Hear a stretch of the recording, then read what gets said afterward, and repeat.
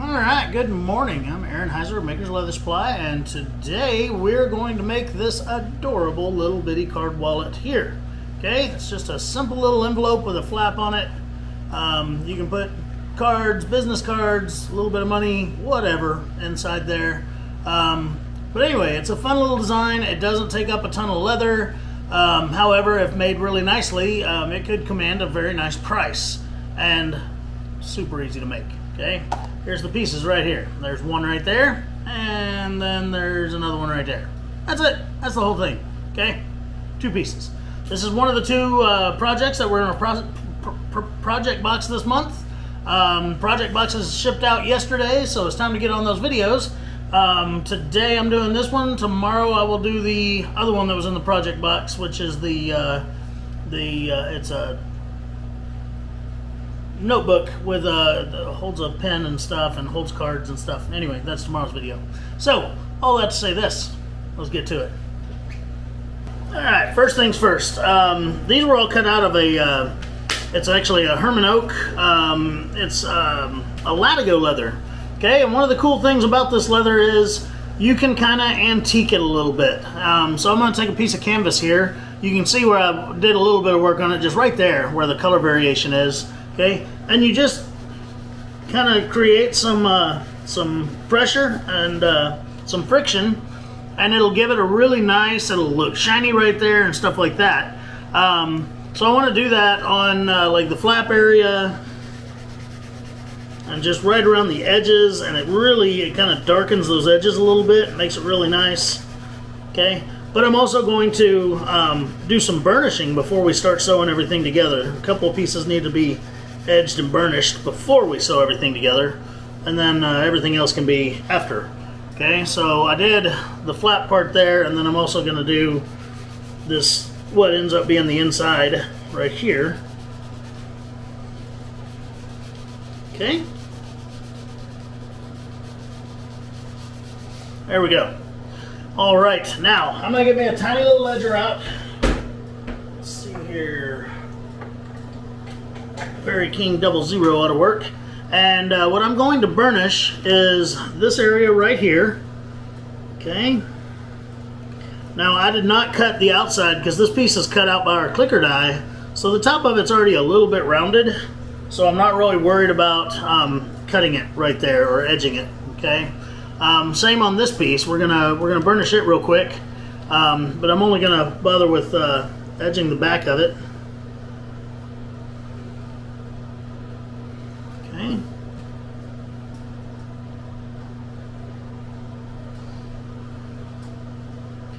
All right, now I'll take a little bit of my magical burnishing stuff here, my Tokonol, and I'm just gonna, even though I'm doing this to that edge and both sides of this, I'm just gonna show you one of the sides of this, and then we'll pause the camera because this has the opportunity to be a much quicker video than most, just because it's such a small project. So I don't want to make it drag on, right? Y'all got better stuff to do than listen to me. Alright, so I got Tokonol all over that one edge right there. I kind of rub it around with my finger some, make sure it's all nice and coated.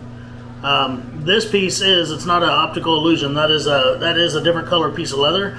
That is a piece of bridle. That's the burgundy color. And it's pretty. Now, you can take a creaser and do a nice crease line on your edges of these pieces. Where I would crease it would be both top and bottom of this, and then also I'd crease this edge and then also this edge, and it gives it a more finished look. So we will do that. I'm going to grab, I normally would use a heated creaser if this were some sort of something other than veg tan based, but both these leathers are veg tan based, so we will I'm just going to use a manual creaser. I think I've got a Berry King one sitting over there, and we'll do some edges like that. So when I'm done burnishing all these areas, I will be right back, and we're going to crease them up right quick. Alright, got that burnished up, and then also went ahead and creased one edge just so you'd see what we're talking about here. But see the little decorative line that's just right under the edge there? Hopefully you can see it. I don't know, my little screen I'm looking at's tiny, so I can't tell. But anyway, it really adds a nice little touch to it, okay? So to use this is a Berry King. It's just a manual creaser. This one is size 0. So a small project again. Okay, real easy to use. You put it on the edge there, and again, this is completely optional. You don't have to do this at all. Okay, but it does add a nice little bit of pizzazz. I have done the same thing with a pair of wing dividers. But you have to be careful to drag the wing dividers. Let's say this was the end of a wing divider. You want to drag it, because if you push it or even stand it straight up, you're going to scratch the leather. And the meaning of the crease is definitely not to scratch the leather. It's just to mark it.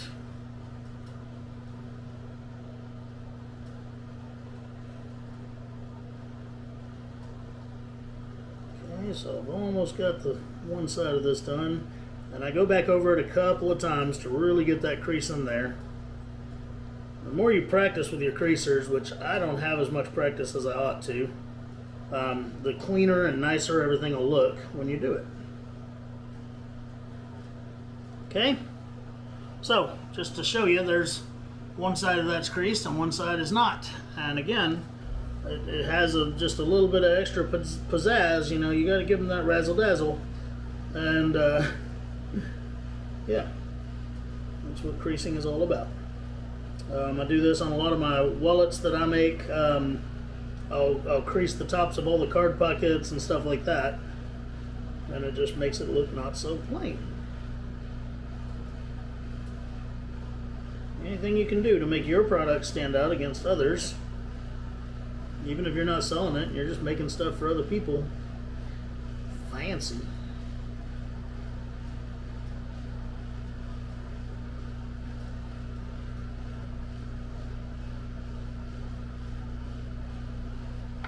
I am seriously considering getting my gold leaf embosser thing out and putting a golden H right in the middle of that thing, but I don't really have time for it today. Anyway, but let me look into it, see if I can find me a stamp right quick with a nice H that I can use. That was one of the reasons that we designed it with this piece being that shape, is so that we could put something right there. So I'm going to look and see if I can find something to do that with.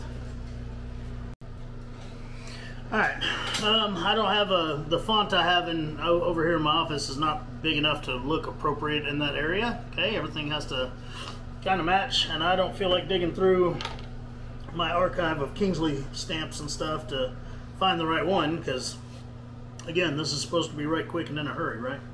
Alright, now, on this one, see where the strap is sewn across?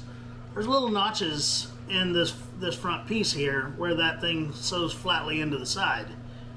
Okay, so what I'm going to show you next, again, it's a very optional thing, but it can help this thing lay nice and flat. But there's those little notches right there. Okay, and what I'm going to do is take a little French edger. You can use a scalpel or any kind of sharp blade, and I'm just going to kind of knock the corners off of the back on those. Okay, and while you should be careful and try to do it as nicely as you can, the good news is you'll never see it unless you just really, you know, cut it and screw it up. But I'm just gonna take a little bit off. And that, again, will help that piece lay nicely into that area. And, yeah. And again, I'm not taking much at all, just a tiny bit, just you know, a little off the top, right? And I am doing this on the back side of the leather, not the front side. Alright, now we're already ready to sew this thing together. Can you believe that?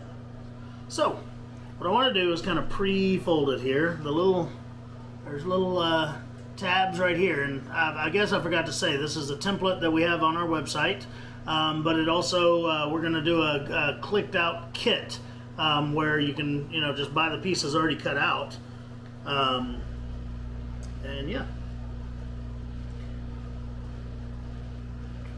So I'm going to fold it down to where those little points are right there, is at the very, very bottom of it. And just fold it down, get it used to being folded, I guess is what you're going to say. You're kind of training the leather to do what you want it to do. You do want to make sure that the top up here is still nice and aligned. Alright, once I've got that good and done, the next thing I'm going to do is take my fingernail and right underneath this part here, right up underneath it, I'm going to just kind of mark it with my fingernail, because that's where I need to glue.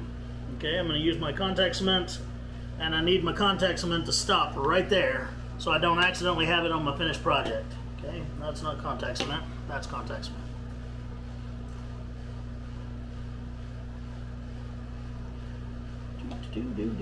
So we're going to put contact cement just on the very edge here, the last 1/8 of an inch or so, all the way down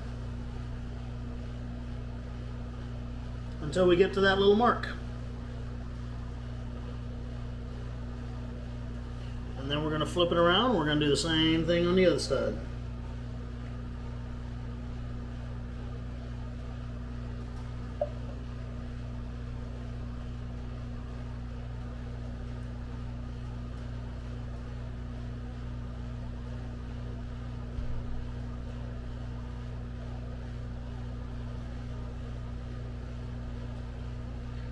Now, since we already have our contact cement out, let's go ahead and contact cement the very tips of this part right here. Okay.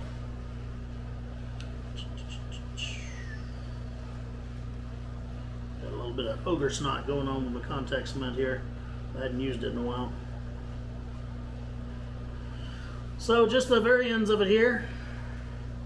And what I'm going to do is I'm going to pause the video and wait a couple of minutes for this contact cement to set up nicely. And when I come back, we will stick it down and draw our stitch lines on there. All right. So I gave the glue about 5 minutes to set up, and then this is where, you know, pre-folding this comes into play, is because if you don't do that, now you're trying to figure out where to fold it while your glue is active, and we don't want that. So I'm going to kind of follow the guidelines that I already have, press it down, and then I'm going to take my fancy little piece here and I'm going to stick it on one end. Now this piece is just a teeny bit longer than the width of the card thing, and that's on purpose. And that's so that you can give it a little bit of bubble in between there. Okay? Now, I'm going to take a hammer, a little smooth face hammer, and I'm going to just tap on all that glued area so that it stays still while I do my thing. Because now it's time to mark stitch lines and do some stitching. Okay? Alright, so marking my stitch lines, no big deal. I can use my wing divider, but like right here, the little folder or the flap holder there, it just sticks out just a tiny bit there, okay? So instead of using my wing divider, I might take a straight edge and lay it up there, and I'm doing about 1/8 of an inch seam allowance here. Okay. Now, since I don't have anything else here, I'm going to just use my wing divider to mark that line. Then I'm going to flip it around. I'm going to do the exact same thing on the other side.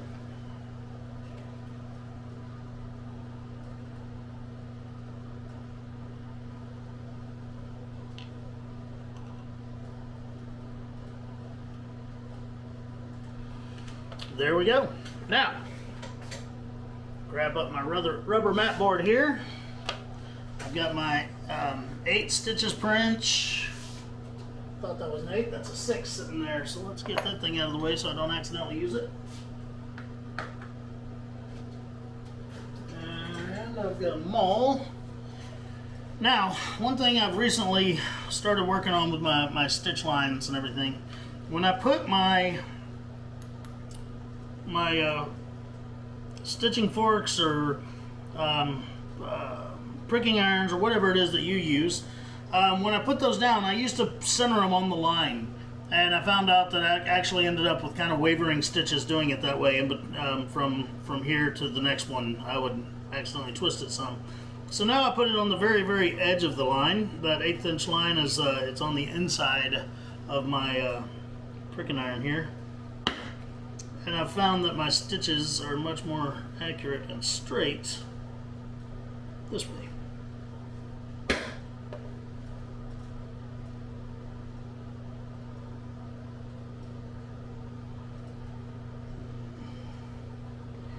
Now when I do my stitch holes here, you don't want to get way crazy down into that fold there, okay? That's about 1/8 of an inch away or so, and that is plenty. And I'll make the same stitching holes on the opposite side, and then we're going to hand sew this sucker together and burnish some edges, and we're already done with this project. Wasn't that quick and easy? Again, it's a very simple and easy project. You can customize it, you can tool on it, you can do whatever you want. It's a classy little project, but it's an easy little project. These are the things you use your scraps up for and make some money.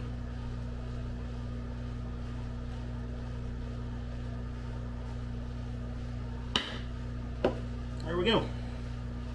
Alright, I'm going to set up my hand stitching stuff and stitch this thing up right quick. And I do have some other videos on hand stitching and everything if you have questions about that, but I wasn't going to actually do it on video here. But when I stitch, I'm just going to start at one end, go to the other, do my back stitches, cut it off. Same thing on the other side. Should take me about 10 minutes and we'll be right back. Alright, here we are, all stitched up and pretty. Okay, we're almost done with this sucker. So, the next thing I'm going to do is take a very, very sharp knife, and where I have those edges protruding right there, and again on the other side, I'm just going to take a very, very sharp knife and make that good and even. I've been intending to do a video on this knife. It was made by a fellow named Woodsum, W-O-O-D-S-U-M, in Chino Valley, Arizona. This is a cool knife. Super sharp, really easy to use, and the guy's a really nice guy. But anyway, it's kind of like the Shark that Terry Nipchell makes, but this curved handle means you can hold it either like that or for finer, more finessing stuff like that. And man, what a great knife. So anyway, alright, so I cut those nice and straight. Now what I'm going to do is take some sandpaper and just help to even that up a little bit. Then I'm going to get an edger out. I'm going to use it on there.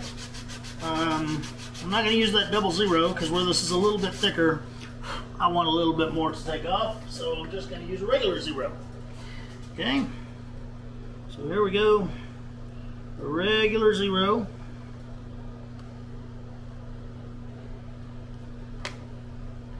And then I'm going to use my 00 where it's just 1 ply, around that area.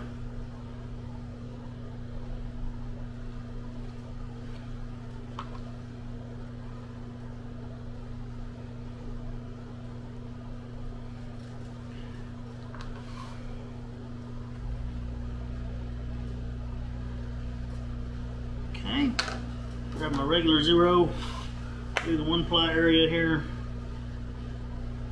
Just taking a tiny bit off.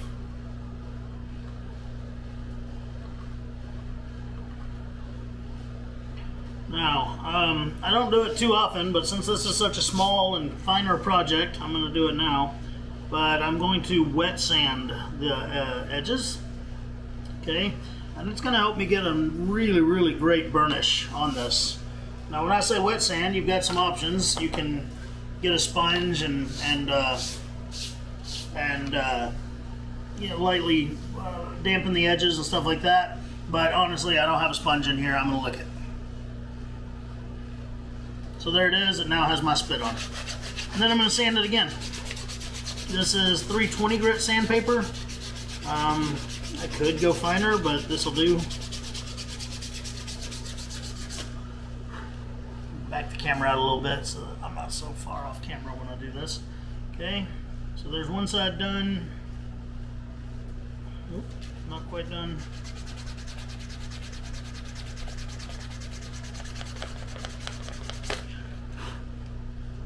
Now it's done. Now I'm going to lick the other side. Janie hates it when I do that. And I don't know. I'm not really sure what the reason or the problem is behind licking a dead cow, but you know, whatever. Sand it down good. Alright, we're going to put some toconol on there and we're going to burnish the edges.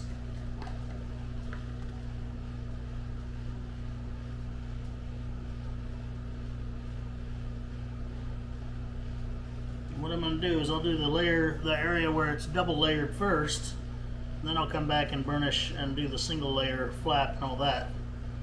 But I want to do the double layer first just to make sure I got everything good and sanded. Once you've burnished, if you still see a seam in between the two layers, then you need to sand it and do it again. If you're trying to get a really nice, you know, as perfect of an edge as you can get. Alright.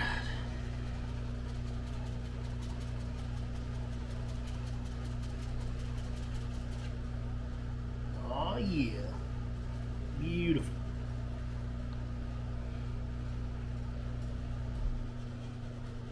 Super clean edge here.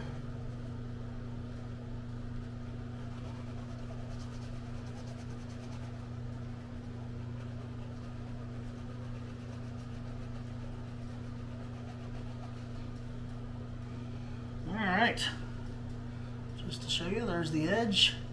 Nice and flat where the that over piece is on it. Now I've just got to burnish back around the top edge here, and when I come back we'll have our little closing remarks.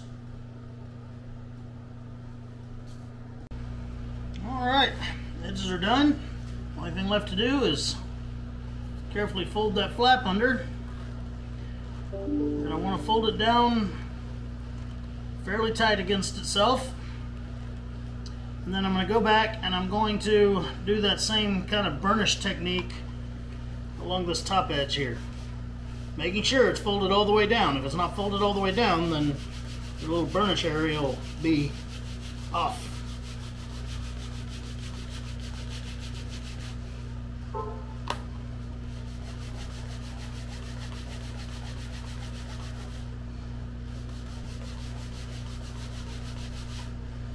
And there we go, folks.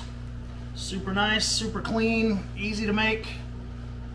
Great little wallet for the minimalist that doesn't carry a lot of stuff around. So, yeah. Again, this is all 4 to 5 ounce leather, and the template can be found on our website, makersleathersupply.com. Have a great day.